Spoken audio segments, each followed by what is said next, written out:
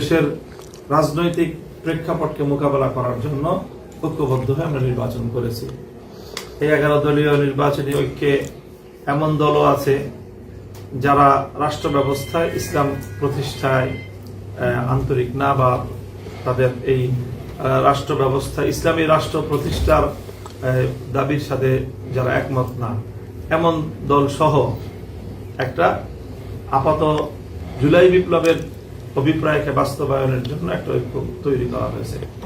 তো সেই জায়গায় আকীদা, বিশ্বাস এবং যেই চিন্তার চিন্তার মত পার্থক্য সত্ত্বেও এখানে একটা ঐক্য তৈরি হয়েছে।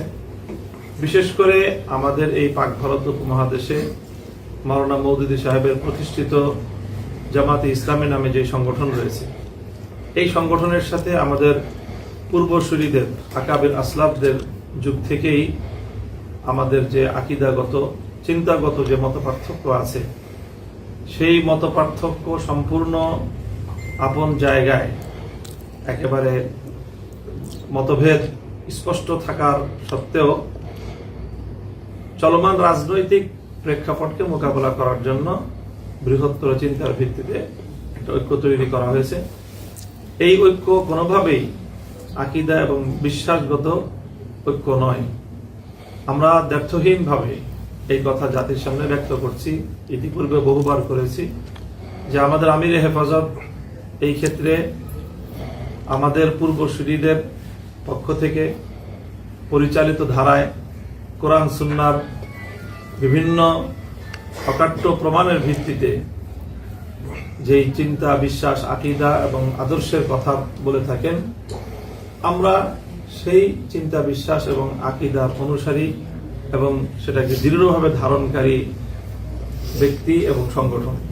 আমাদের বাংলাদেশ খেলাফত মজলিস সহ অন্যান্য যে সংগঠনগুলো হেফাজতে ইসলামের ভুক্ত আছি, আমরা এই সকল চিন্তার ক্ষেত্রে আমাদের পূর্বসূরীদের কোরআন সুন্নাহর ভিত্তিতে অবলম্বিত পথের দৃঢ় অনুসারী আমরা।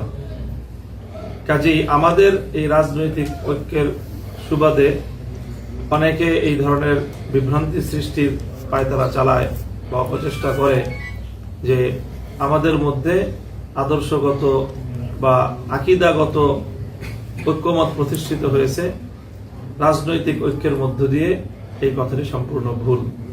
কাজে আমি বাংলাদেশের যারা মূলধারার হক্কানি আলেম ওলামাদের অনুসারী যারা আছেন, তাদের সকলের প্রতি আমি এই ব্যাপারে উদাত্ত আহ্বান রাখছি যে আপনারা এই ধরনের কোনো বিভ্রান্তির শিকার হবেন না।